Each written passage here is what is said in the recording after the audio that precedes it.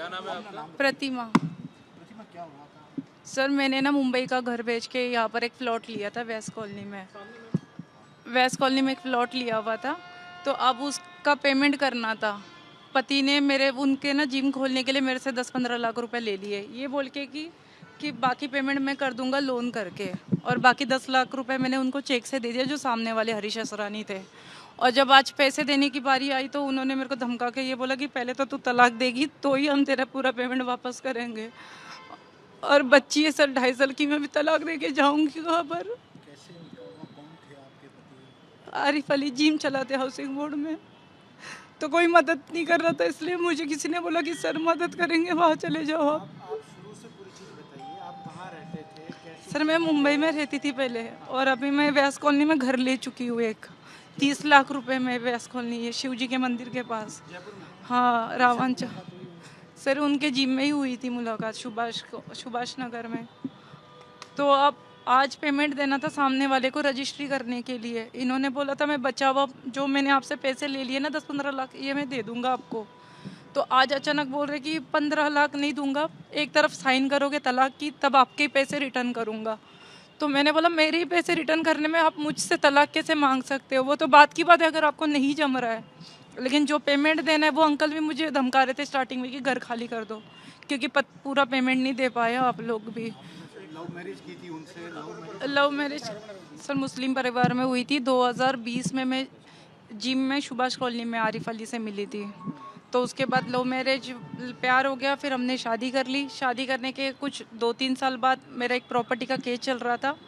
शादी हुई इसलिए मैंने इन्होंने बोला कि वो बीच में प्रॉपर्टी छोड़ दो, आप अपन यहाँ घर ले लेते हैं जयपुर में ही कहीं पर भी।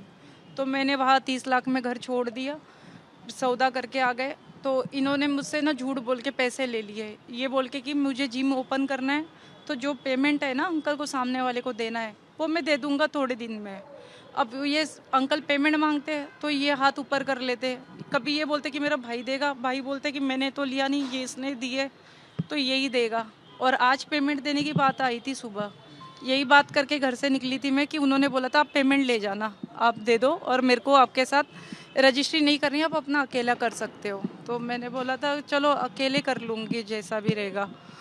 तो वहाँ जाने के बाद वो तो तलाक की डिमांड करने लग गए कि आप के जो 14-15 लाख जो देने ना, आप तलाक दोगे तो ही पैसे देंगे, नहीं तो अदरवाइज आपको पैसे रिटर्न नहीं मिलेंगे। सर ये पैसों के खातिर ही हुआ है, मैंने तो कोई तलाक नहीं मांगा था इनसे।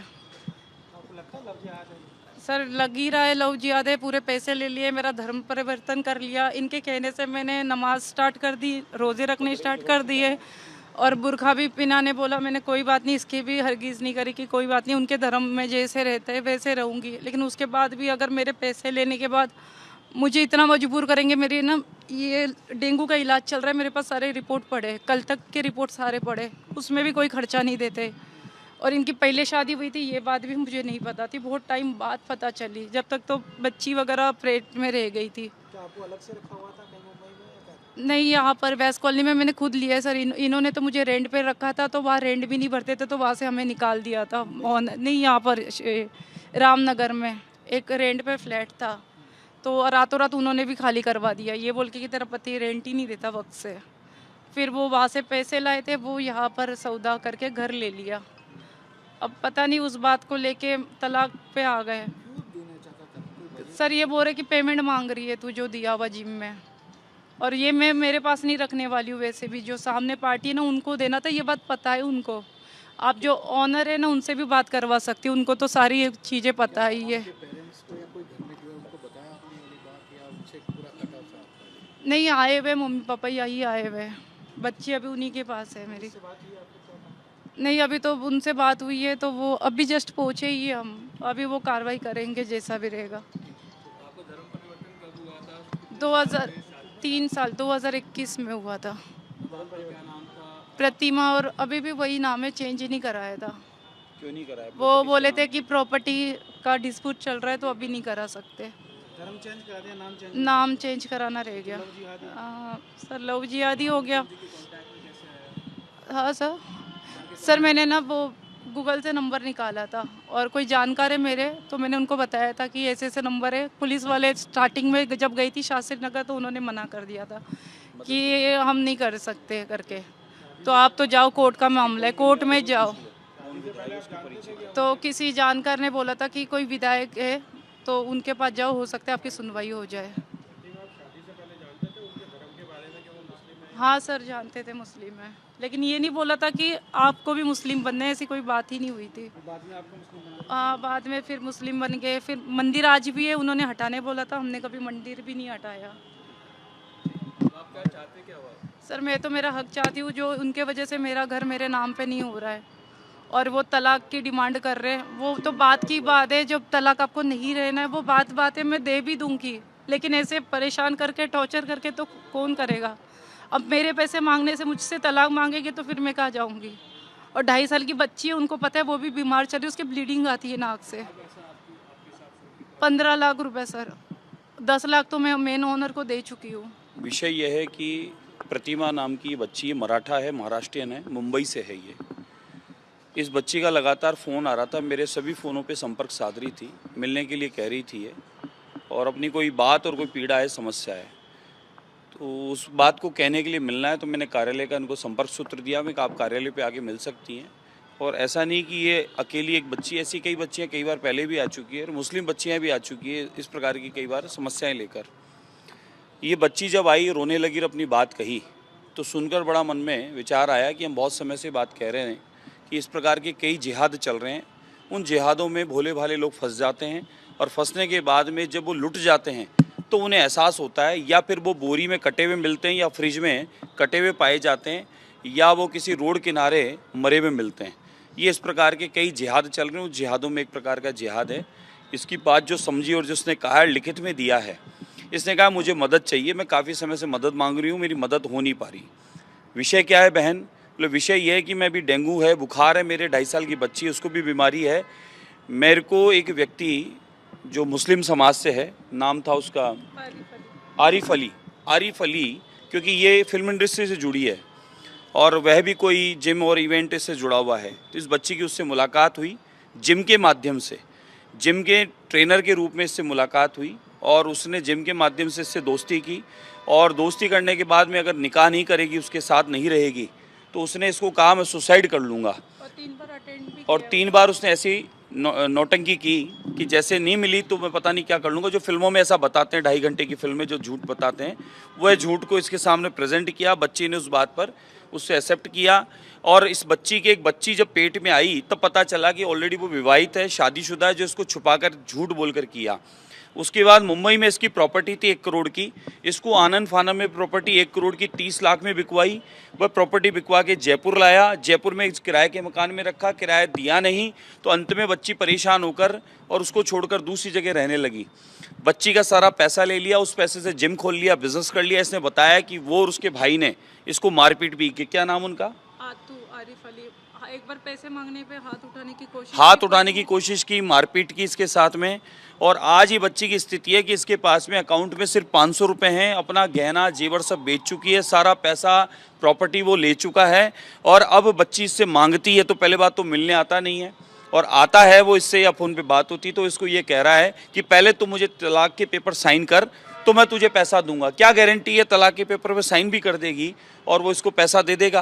पहले ठगी गई है, इतनी बार लगातार ठगी हो रही है। इस पर प्रेशर दिया, गुरका पहनेगी, तेरे को नमाज पढ़नी पड़ेगी, पूजा प्रार्थना नहीं करने दूंगा।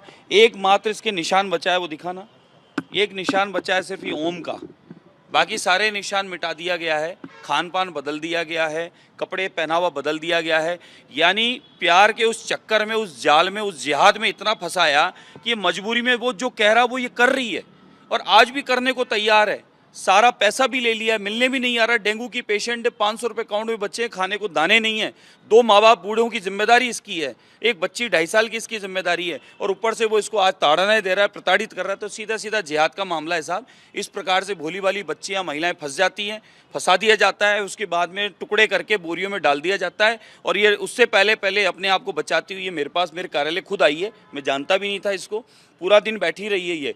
मैंने सोचा कि हो सकता है इनका आपसी झगड़ा हो, सुलझ लेंगे। पूरा दिन बैठी रही है ये, पूरा दिन बैठने के बाद मैं इसमें कहा भाई, तो बोले नहीं मेरे को तो न्याय चाहिए, इंसाफ चाहिए, मेरी मदद करे हुई है। तब मैं यहाँ आज पुलिस कमिश्नर लेके आया हूँ इसको, और ये खुद ही अपनी शिकायत दर्ज करा रही है, कोई वकील नहीं है साथ में, खुद ही अपनी शिकायत जो उसने कहा है वह दर्ज करा रही है। और जो अत्याचार हुआ है, जो इसके साथ में जिहाद हुआ है, जिस प्रकार से ताड़ना इसको दी गई है, सारी संपत्ति, पैसा, प्रॉपर्टी सब ले ली, इसका धर्म बदलवा दिया, इसके आंसू नहीं सूख पा रहे। स्थिति देखें आप बच्चे की, पता नहीं कितनी अनगिनत कैसी बच्चियों के साथ इस प्रकार की हो रहा है। ये बोली कि मैं हजारों बच्चियों को बचाना चाहती हूँ, जो हजारों बच्चियां फंस रही है, जिनके साथ भी अत्याचार हो रहा है, और लव जिहाद के माध्यम से या जिम के ट्रेनर के माध्यम से या अन्य कोई और माध्यम से बच्चों का जो जीवन खराब किया जा रहा है, मैं उनके लिए मैं कहा तेरे को सामने आना पड़ेगा, बोलना पड़ेगा, कैमरे पे आना पड़ेगा, बोले मैं तैयार हूँ। इससे पहले मेरे लाइव बोला, उसके बाद ये कमिश्नरेट आई और आपके सामने बता रही है, ये सच्चाई है। तो मेरी तो प्रार्थना है, सबसे निवेदन है कि इस प्रकार के इन जिहादों से बचें और अपने आप को बचाने का प्रयास करें, नहीं तो ऐसे इस प्रकार से ठगाए जाएंगे। हो सकता है ये कोई काट के बोरों में मिलती, उससे पहले ये भाग के आ गई है और अपने आप को बचाने के लिए गुहार कर रही है। तो आप हम सबको सचेत रहना है। और ऐसे जो लोग हैं जिहाद के नाम पर बच्चियों को बरगला रहे हैं, एक दो 3 निकाह विवाह करके और बच्चियों को फंसा रहे हैं, और उसके बाद में सब कुछ लूट कर बच्चियों को 3 तलाक का प्रेशर दे रहे हैं, तो इन लोगों को समझाने की आवश्यकता है कि अब कानून बन चुका है। ये अब वो ज़माना नहीं रहा कि बोल दिया फ़ोन पे हो गया तलाक। अब कानून है, उसका तरीका है, उसका अधिकार है। अब मुस्लिम बहनों को भी अधिकार मिल चुका है, उनको इस प्रकार से आप तलाक देकर आप उनका जीवन नर्क नहीं बना सकते। बिल्कुल, मैं साहब के पास आया हूँ, मैंने कहा है कि साहब इसको, बच्ची को डर भी है, इसको सुरक्षा भी दी जाए। ये आज आने जाने में भी इसको असुविधा है, क्योंकि इसको धमकियां मिल चुकी है कई प्रकार की। और वह एक सज्जन तो हैं, वो इनके जो शोहर, और एक उनका भाई है वकील, वो मारपीट कर चुका है इनके साथ में और इनको कई बार धमका चुका है। तो इसलिए ये अपनी सुरक्षा भी चाहती है।